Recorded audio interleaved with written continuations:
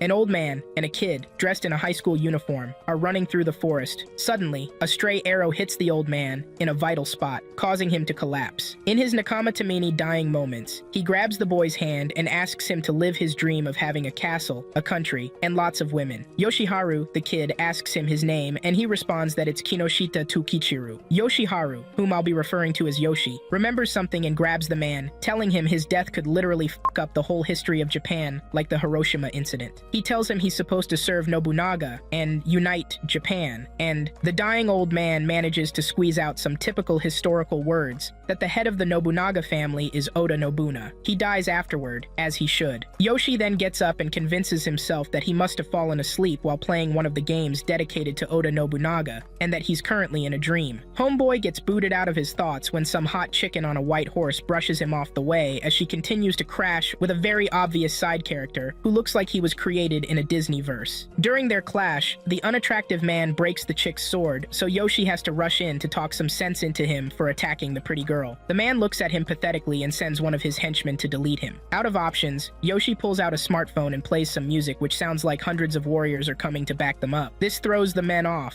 making them think he's a wizard until his bad luck kicks in and his phone dies. The men get pissed and are about to whoop his ass, but this time, actual reinforcements appear to back them up. Yoshi then finds out that the girl with him is the head of the Oda family, Oda Nobuna, instead of Oda Nobunaga. Crazy stuff. In the land, they're currently in the Sengoku era, where it has been decided that any firstborn child, regardless of gender, would become the head of the family. This explains why not only the head, but some other generals as well, are ladies, much contradictory to Yoshi's usual games. At Nobuna's castle, she interrogates Yoshi about the fun technology stunt he pulled earlier, and gets disappointed at the fact that he can't use it again. He tries to tell her he's from the future, but she's not having it. At the Imagawa castle, Imagawa Yoshimoto, the ruler, scolds her servant Matsudaira Motoyasu for failing to capture the Oda clan during the war earlier. A side character trying to steal the show then appears in their midst like Shadow, and reports about the kid who interfered in the battle earlier. Bro thinks he's mysterious. Later, Yoshi gets taken to a chamber to stay. As he tries to get comfortable, he suddenly gets kidnapped by a mysterious figure who takes him away from the building before letting him down to talk. Getting his senses together, he is disappointed to see a little girl before him. She introduces herself and tells him she has come to serve him in place of her master. He just sighs and accepts his reality, while getting determined to make Oda Nobuna the conqueror of Japan. Saito Dusan, the Count of Mino, a distant land, discusses with his subordinates how they believe a different clan called Yoshitatsu plans on attacking Oda. His subordinates suggest that they team up with Yoshitatsu and destroy Oda, but he thinks outside the box and suggests that they take the unexpected approach and befriend them first. At the Oda province, the executives have a meeting in which Yoshi just happens to be present. He decides to go off just to prove his point about being from the future, so he tells them what is about to happen, and the exact thing happens immediately. Nobuna and the other executives, who somehow happen to be girls, are impressed but still have doubts. On their way to a pre-planned meeting, Dusan and one of his female executives lay an ambush for them to delete Nobuna and gain their province. But Yoshi, who is about 450 years ahead, makes them take the necessary precautions, saving Nobuna's life. Getting to the meeting with the same Dusan, she bluntly tells him her intention to take over his province, catching him by surprise. She gives a Naruto-type convincing speech about how her dream somehow has the same interests as him, and that it'd only be possible if he lets her, but the old man ain't buying it. They're both about to resort to violence when Yoshi comes barging in. He convinces Dusan to hear him out and he gives him a chance. Yoshi lays down some statistically accurate facts about why he has to hand over his province to Nobuna, and this time, the old man cases in. He then prepares to throw a feast for the handing over. Early in the morning at Yoshi's chambers, his help, who is a little girl, prepares him a depressing meal that consists of only ukogi leaves and water. Katsui, Nobuna's minister, then walks in and tells Yoshi to come with her. While walking through the market in Owari province, where a new system has allowed people the right to trade freely, they run into Oda Kanjuro Nobukatsu, Nobuna's little brother. If Nobuna hadn't been born, he would have been the one to head the Oda clan. The brat runs his unfiltered mouth and disses Yoshi hard, calling him a monkey. Apparently that's what Yoshi has been called by the nobles and ministers ever since he arrived. He stands there like a champ, and takes the roasts. But he loses it when Nobukatsu calls his sister a fool. He lashes out at him for running his insolent mouth and immediately gets cautioned by Katsui. Bro doesn't listen, but instead, he presses on and asks what Nobukatsu's intentions for the clan are. The kid rants on and on about his dumb fantasies, and they all just make Yoshi look at him pathetically. Nobukatsu calls his sister a fool one more time and gets a knock on the head from Yoshi. Nobukatsu orders that his head get chopped off like a vegetable for laying hands on him. Back at the castle, Nobuna is in a tight spot because she knows that if she fails to offer Yoshi's head to her little brother, he will start a rebellion which will most likely not end well for both sides. Running out of options, one of the ministers comes to us with some sick-ass plan. She points out that the reason Nobukatsu can easily request Yoshi's head is because he's a mere foot soldier. If he were a general, Nobukatsu wouldn't have the right to request for his head. The issue that now lies is that for Yoshi to move from foot soldier to general in a single step, he's going to have to do something really huge to earn the title. Nobuna gives him an impossible mission to use 3,000 kon to bring in 8,000 koku worth of rice in a week. On the 7th, Nobuna visits Yoshi in his chambers and finds it empty. She asks why he hasn't acquired any rice yet, and if he blew away all the money on gambling. Yoshi tells her not to worry, and that he's cooking something up, but she's still worried. She then decides to test his intelligence and her knowledge of the world. She is impressed when she finds out that he not only agrees with her theories, but proves them to be true since he claims to be from the future. They both talk for a while, but the sun then sets and it's time to take action. Nobuna draws her sword and tells Yoshi it's time. Yoshi complies and tells her to go ahead, and this throws her off. She then gets determined not to let her personal feelings interfere with what she has to do, so she raises her sword and prepares to behead him. Suddenly, Yoshi's assistants barge in, urging her to stop as the rice is being brought. She finds out that instead of 8,000 koku, they got 30 Chowzaro's koku out of the 3,000 kon he was given. She is impressed and relieved that she didn't have to kill him. Katsui then comes barging in with news that Nobukatsu has rebelled and raised an army around their castle. Turns out that was their plan from the beginning. Nobuna gets furious and decides that they're going to have to defeat her brother and take over his jurisdiction by force, and Yoshi doesn't see it as a good idea. The time Oda Nobunaga decided on something like this in the game he used to play, he killed his younger brother, and from then on, became a killing beast. He comes up with a strategy that they can take over the province without having to take Nobukatsu's life.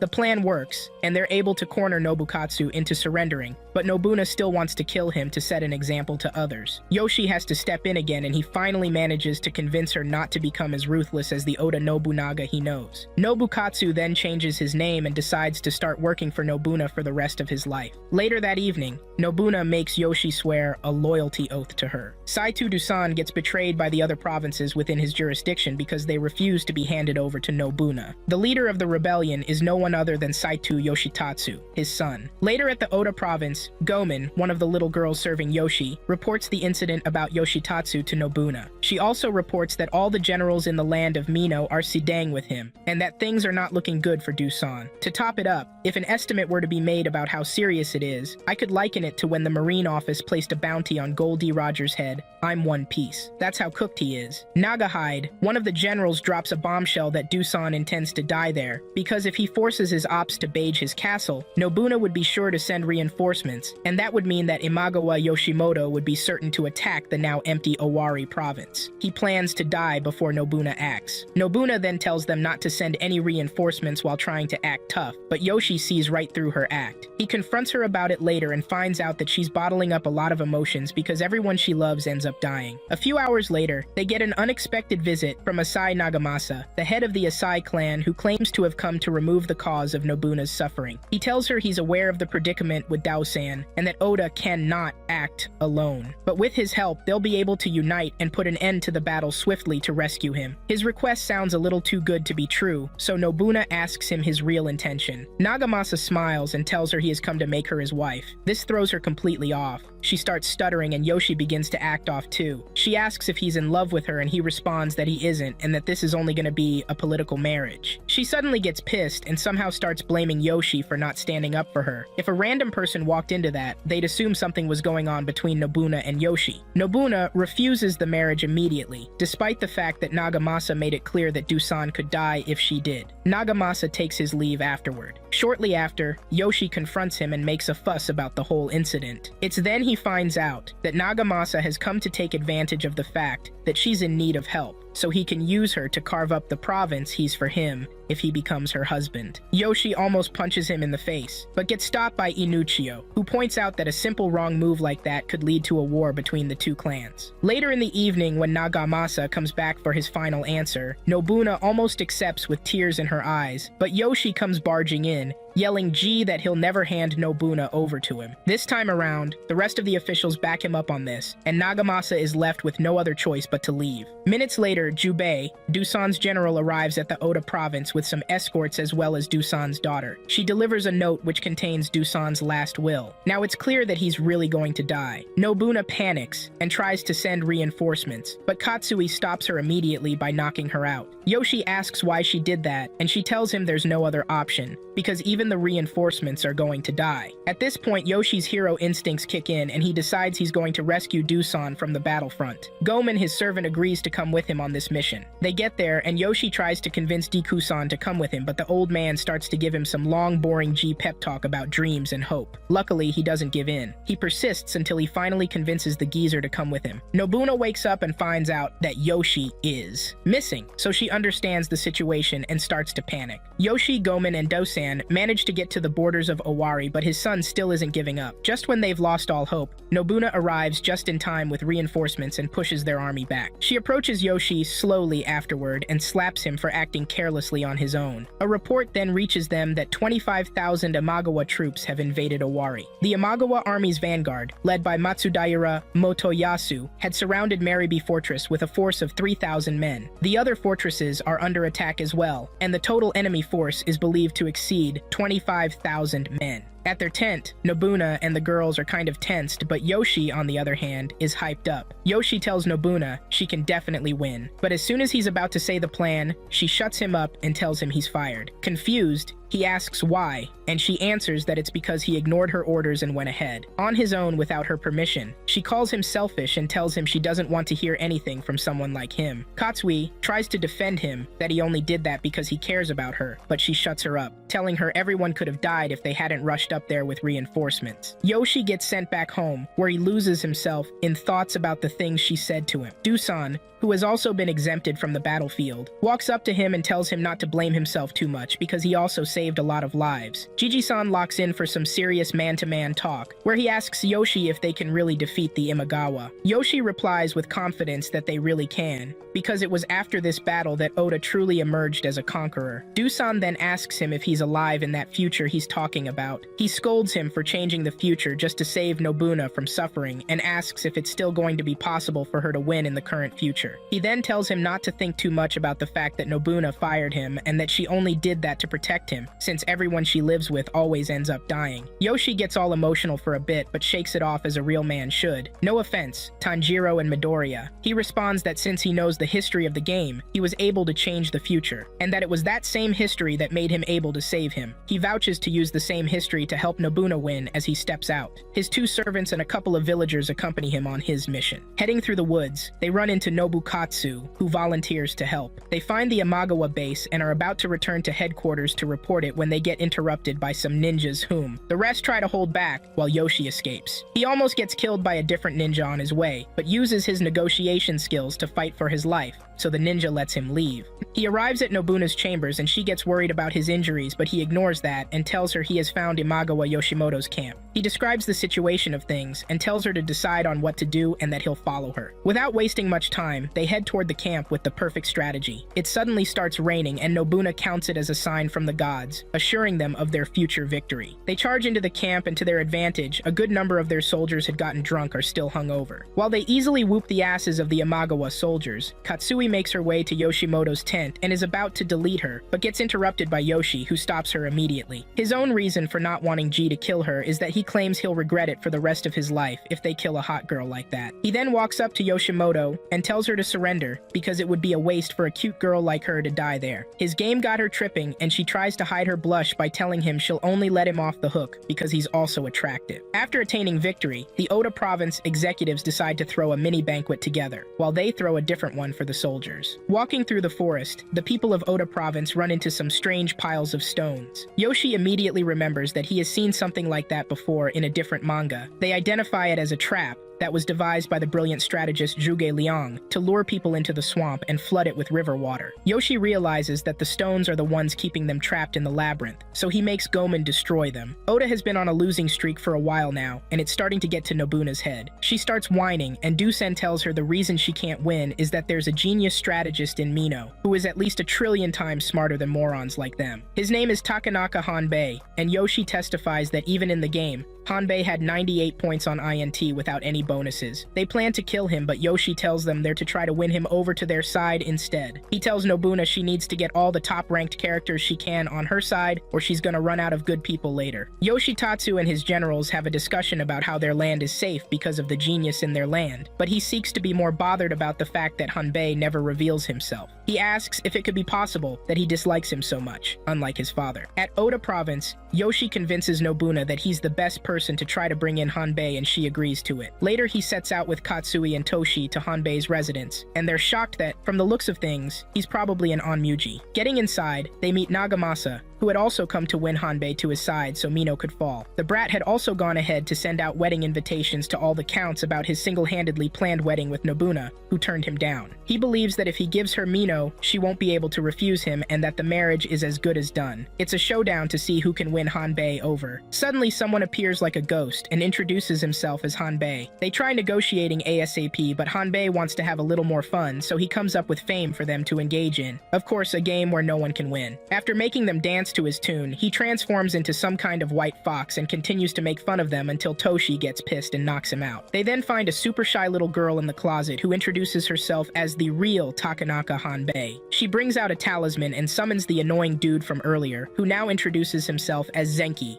her double. He's the one who has been her voice for a while now since she's really shy and stuff. Yoshitatsu stoops as low as taking a hostage from Hanbei's men, and the only way to save him is to show up in person. Coincidentally, the hostage happens to be her uncle. Later that evening, Nagamasa meets up with Yoshi and tells him to let Andu, Hanbei's uncle, die, and that way she'd go on rage and attack the Inabayama castle to avenge him. Of course, Yoshi is against the whole idea. He's not the type of dude to hurt a girl. Little did he know that Chris Brown probably said something like that along the line, until that certain night. Hanbei decides to meet Yoshitatsu in person, and when she does, the old man keeps trying to intimidate her until Yoshi has to stand up for her. He tells him about Hanbei's genius strategy and sorts of roasts him while comparing him to his father. Yoshitatsu gets pissed and orders that they get killed, but Gomen comes just in time with a smokescreen which is supposed to make them all disappear mysteriously. Everything's going well until they realize that Yoshitatsu has held on to Hanbei. The geezer announces his intent to make the little kid his concubine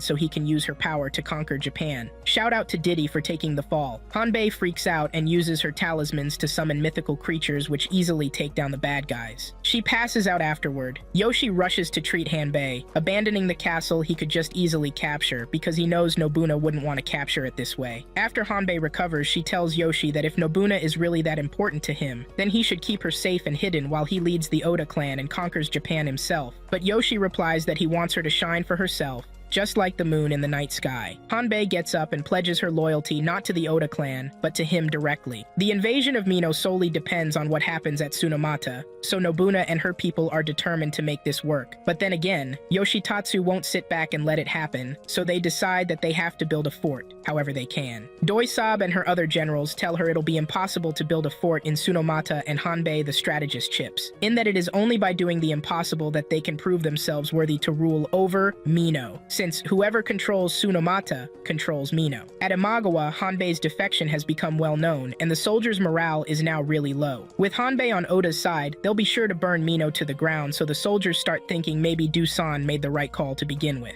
Report then gets to Yoshitatsu that Oda is attempting to construct a fortification in Tsunomata. He sees it as their advantage and sends his men to destroy them. Due to the pressure caused by Yoshitatsu's men, Katsui and her men are forced to retreat and abandon the fort. Yoshi tells Nobuna she can keep sending people out to the fort to get killed, and that she should just try to entrust him with the mission. She asks what his plan is, and he tells her something absolutely crazy: to build the fort in one night. That way, the ops won't be able to stop it. She hands him a gourd for his flag because he has officially become a real general now. She then orders him him to come back alive. While Yoshi sets out with his crew to build the fort, Nobuna heads out with her armies to act as a decoy. Yoshitatsu finds out about Nobuna and sends out about 2,000 men along with his 2 generals to go and destroy them. Getting to the abandoned mine, they get ambushed by Yoshitatsu's generals, and they try to hold their ground against them. They then notice that Yoshitatsu himself is nowhere to be found, meaning they've just walked into an obvious trap. In a matter of seconds, everywhere starts exploding, and they all get trapped within the small town. It appears that Yoshitatsu had already laced the birders with oil and explosives just to destroy Nobuna, and he doesn't mind sacrificing his generals in the process. In his base, Yoshitatsu celebrates his victory by getting drunk, but his temporary moment of happiness gets interrupted by a soldier who tells him about the fort in Tsunomata. He immediately sends his soldiers to destroy it, but Yoshi has already anticipated the whole situation. He and his men use their riffles to annihilate a good number of the men while they wait for Nobuna. Eventually, they run out of ammo, and Yoshitatsu's men begin to break in. One even shoots at Yoshi, but Gomen uses herself as a meat shield and receives the shot in place. At this point, Nobuna has just broken out of the flame prison and is on her way to Tsunomata. By the time she gets there, it's already too late. Yoshitatsu's men had infiltrated the fort and destroyed it. When she's about to like it, she sees Yoshi's gourd and sees that it's not over yet, so she sends her men to change the tides of the battle, which they do. As expected, Gomen gets up and reveals she is wearing some kind of armor that stops the bullet from penetrating. Yoshitatsu gets captured, and at last, Mino becomes the territory of the Oda clan. Nobuna then renames the Inabayama castle as Gifu Castle, meaning she's devoting it to Dusen,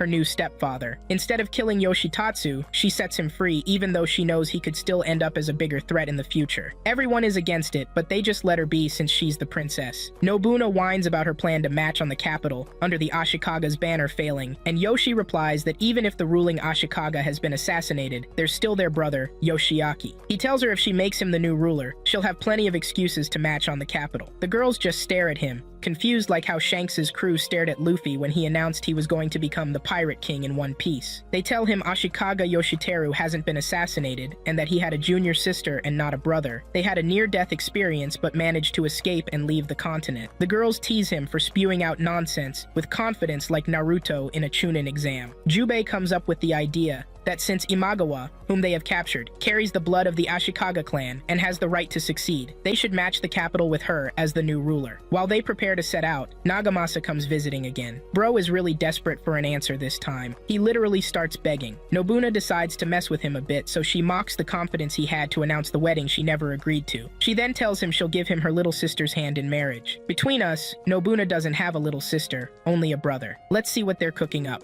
No diddy though. Yoshi asks Nobuna for the prettiest girl in the whole of Japan as a reward for his contributions, but she sends him a little girl instead. Drake probably wishes he was him RN. With Nagamasa on her side, Nobuna advanced into southern Umi, defeated Rokaku Jutei, and arrived outside the capital, Kyo. While Yoshi heads to Yamato Palace to meet Lady Himiko, he sees a group of bandits kidnapping a little girl, so he steps in and whoops their asses. At some distant spot, a group of obviously powerful people discuss how they need to find Lady Himiko to give them more advantages. They then send a dangerous-looking girl with purple hair named Danjo to scout for her. Nobuna and the rest are ready to mop up the Rokaku. Yoshi, on the other hand, Yoshi, Toshi, and the girl run into a European nun and a little girl in the midst of bandits. I swear, this anime and little girls. Anyway, the men are about to pounce on the hot nun for perverted purposes, but the little girl Yoshi rescued orders them to stop. They get pissed and try to teach her a lesson, but Toshi doesn't give them an opening. Danjo watches the whole time from a distance. She then smirks and leaves. The nun introduces herself as Louise Froid, and the prideful kid with her introduces herself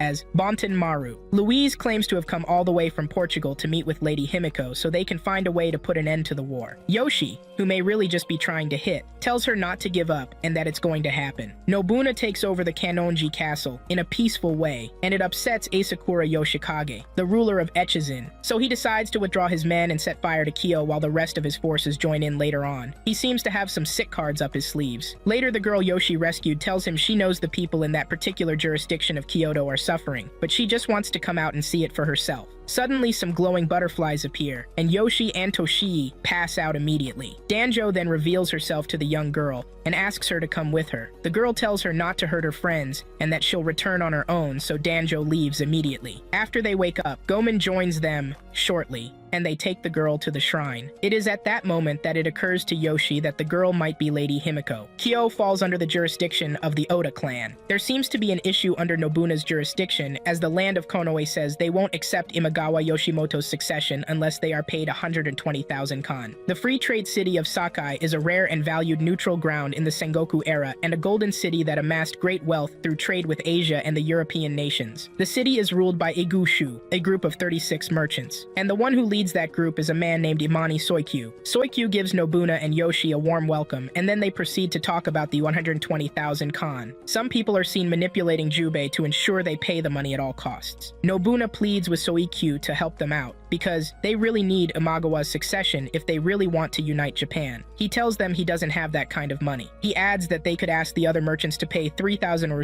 934 kan each, but he's got a monopoly on takoyaki stands, so they don't like him, especially Tsuda Soikyu of Tenujiya. The war in Kyo is fierce, and Yoshikage's men seem to have the upper hand due to the fact that they're making use of some huge elephants that are specially designed for war. Jubei comes to report to Nobuna about her meeting with Konoe, which did not go well. Nobuna tells her to go back to work, but she insists on staying to assist them. Nobuna then asks if she has any ideas on how they can make the money, and she replies that if they burn down Sakai and chase off all the merchants, they will be able to get enough money. Nobuna silences her and tells her Sakai is their gateway to the world where everybody can meet and be happy. Besides, the Japan she's working towards is one where everybody is free like never before, so destroying it is out of the topic. Later, Nobuna, Soikyu, Yoshi, and Jubei meet with Konoe to negotiate their request. Nobuna tells them that since she's going to be the one to unite Japan, they should see it as a future investment, but Konoe's mind is fixed already. The leader suggests that Soikyu sells them his monopoly on takoyaki stands for that price, but Nobuna immediately suggests that they'll sell them something for that price, but it'll be a dish prepared by none other than Yoshi himself.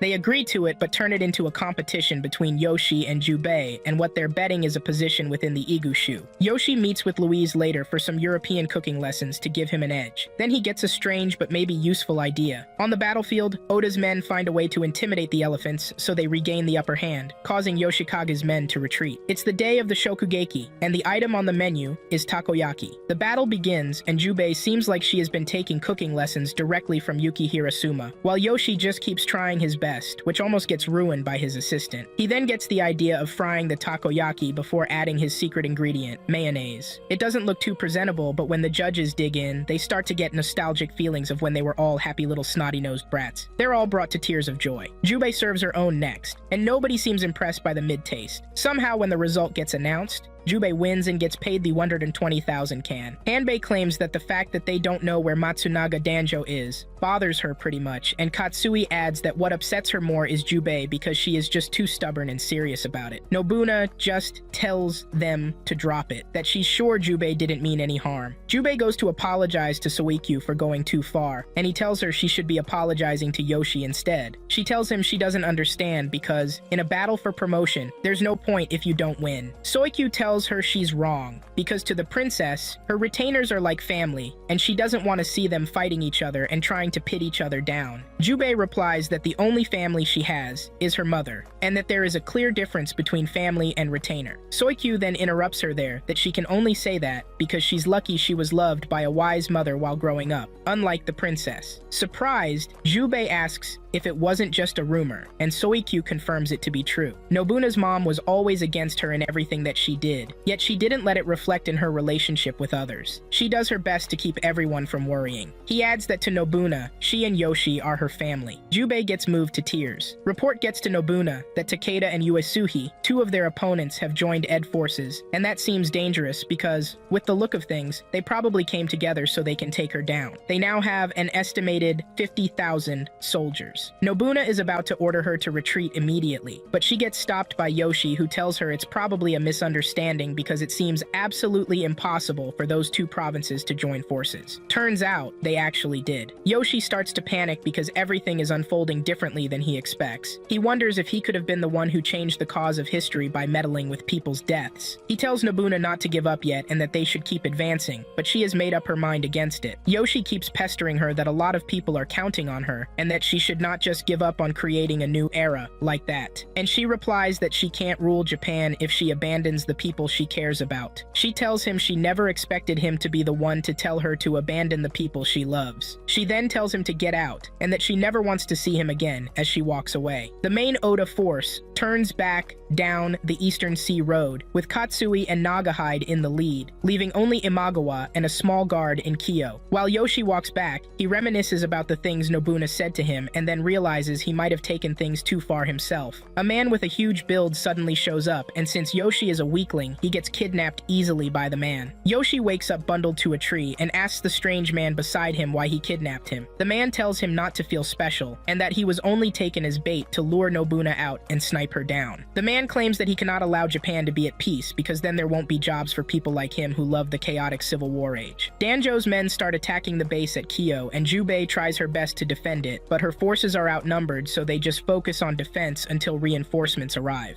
Danjo infiltrates the defense and has a deadly spa with Jubei, while Yoshi's kidnapper waits patiently for Nobuna to show up. When he sees her from a distance, he tries to snipe her, but Yoshi pulls a John Wick move by using the sound of his phone to disrupt his aim. They then knock him out and rescue Yoshi. They link up with Jubei for support, but Danjo suddenly calls out hundreds of men like she had anticipated this moment. She tells them to give up, but what do you know? Nobuna pulls a Uno reverse card and thousands of soldiers pull up to their side. Danjo then does the smart thing and surrenders. Several days later, Imagawa gets officially appointed to her new position and a new order and governing power is established. Nobuna had also taken another huge step towards conquering Japan. Lady Himiko vouches for Nobuna, in the presence of the leader of Konoe, that she wants Oda Nobuna to rule the country. Nobuna and her executives hold a discussion about the provinces that are yet to send messengers to Imagawa's new administration. Katsui suggests that they kill them all, but Yoshi brings her back to reality because they're all powerful people, and they can't be killed without proof. Nobukatsu, who is in Asia, sneaks to the women's bath. On the middle of the night and gets his cover blown as a man when he runs into Nagamasa using the bath. The bigger twist there is that Nagamasa isn't a man, but a woman. They both freak out. The 30,000 soldiers who left Kyo with Nobuna are passing through the passage the Asai clan has granted them through Umi. Yushi, on the other hand, is stuck with 3 kids, plus Nene, whom Nobhad sent to make sure he doesn't fool around with any girls.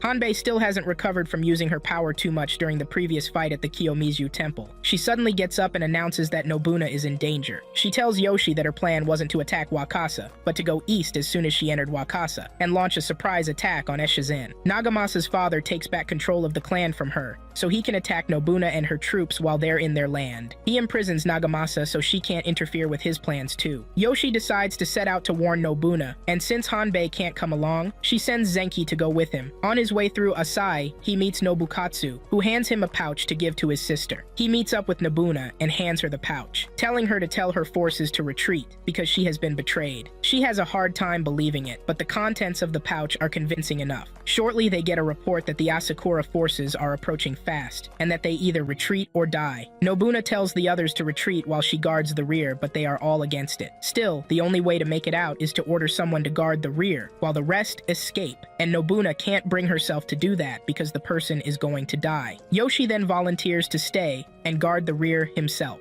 He hands her his smartphone and tells her to stay safe. 20,000 Asakura soldiers approach from the north and 15,000 Asai soldiers from the east. Now Nobuna is on a mission to retreat with all her troops from a catastrophe like that. Yoshi, on the other hand, is the rear guard, tasked with delaying the enemy as best as he can with 500 men. After getting far enough, Nobuna reconsiders and says she has to go back. She whines about not being able to live in a world where Yoshi isn't present. They then sight a different set of soldiers, probably from Odani Castle, on their tail, and Katsui has to lead some of the troops to hold them back. Nobuna finally starts heading back home when the unexpected happens. She gets shot and falls to the ground. Under the command of Yoshi, the people on his side are able to do great damage to the enemy soldiers. It's pretty stressful, but they're doing all right. It appears that Yoshi had told them that if they make it out, they'll be rewarded with the prettiest girls in the Oda province. The men do their best to hold back the soldiers, but they start getting overpowered in a matter of time. When things start to look hopeless, they try to retreat, but are then stopped by Danjo's strong force. One who has a personal beef with Yoshi tries to stab him with a spear, but he gets shielded by one of his men who takes the hit for him. The man holds onto the spear and swears not to let it go, not even after death. He yells at Yoshi to use the opportunity to get away, which he reluctantly does. It has gotten to the point where Yoshi is sure he's going to die as the enemies keep pressing forward and trying to kill him. After losing his hope along with his men, Zenki comes to save his ass with that mystery ninja who let him go a few weeks earlier. Yoshi orders his men to split up so they can survive. One of Danjo's strongest men corners Yoshi to a cliff where he requests that the man kill him alone and lead his men. He agrees to it and aims his cannon at Yoshi to end him. The ninja Thun appears and says it'd be a humiliation to have one's life taken by his enemy, so he drops a bomb that explodes Yoshi's body. Jubei, who had been approaching from a distance, witnesses the incident and charges in, but also gets blown away. Katsui and Nagahide had found Nobuna on the way and brought her home. Luckily, she only survived because the bullet hit the smartphone Yoshi had handed her. The following morning, news spreads about Nobuna's current state, so the Asakura Asai force marches through Kanagasaki, 35,000 strong, and heads for Kyo. Yoshi's death is reported to the base, and the girls lose their minds. Nagahide tries to seek revenge on Hanzu, the ninja, but it's pointless, because he has most likely returned to Mikawa with Motoyasu. Nobuna meets herself in a church setting as a bride, and her groom is none other than Yoshi. While they're about to complete the ceremony, her white dress turns black and she suddenly meets herself in front of a coffin. That's when she realizes that Yoshi is dead. After accepting that fact, she finally wakes up. She then turns the pain into a rage and swears to avenge Yoshi's death and take Japan by force. On the orders of Nobuna, Oda's forces start burning down places that are meant to be off limits, even to counts like her. The people get scared and start to wonder what's going on. Meanwhile, Nobuna, fiery and decisive as ever, commands her troops to launch a full-scale attack on the mountain, disregarding the potential fallout. Her advisors, Katsui and Nagahide, intervene, reminding her of the true purpose of their campaign. It's not about personal vengeance, but about protecting the people and their future. They caution that if she chooses such a ruthless course of action, she risks alienating the very people they are fighting for, rendering their entire mission meaningless. While the siege drags on, Asakura and the other counts grow impatient with the stalemate. Seeking to taunt Nobuna and disrupt her focus, they send a package to her base under the guise of a peace offering, accompanied by a letter. When the box is opened, its contents shock everyone. A grotesque statue of a monkey's head. The accompanying letter mockingly refers to Nobuna's beloved ally, Yoshi, who had been tragically killed in an explosion. Overcome with fury, she abandons all restraint and leads a direct charge up the sacred mountain, consumed by the desire for retribution. Oda's troops invade the mountain, with her main forces striking from Sakamoto. The counts make fun of the fact that Nobuna took the bait easily. They're pretty confident that she stands no chance against them. Asakura sends his generals to capture Oda's female generals alive for him. He's been fantasizing about the harem for a while now. Nagahide and Danjo get cornered while fighting off the enemies, so Danjo begins to suggest that they set fire to the mountain since it's a fortress. She tells her that if Nobuna wants to head Japan, she needs to be capable of something like that, ignoring the fact that she could turn every priest and believer against them. Nagahide tells her she won't let her turn Nobuna into a demon. When Hanbei recovers and gets the details of everything that happened, she blames herself for failing as a tactician, but not for Yoshi's death. She blames herself for making Nobuna lose her mind. She believes Yoshi is still alive. Jubei climbs out from where she got blown and sees the space where Yoshi gets blown into. Hanzu used a technique where a real bomb is replaced with a smoke bomb, and in the smoke, the target hides in a hole dug beforehand. Asakura's generals cross paths with Nobuna and her generals, so they start clashing. Jubei, on the other hand, stumbles on Yoshi's body, so she takes him to a cave to tend to his wounds. The counts set fire to the mountain and make it look like Nobuna did it. Konoe ends up betraying all the other counts, so he can be the last one standing. Katsui manages to defeat the two generals that were sent after them,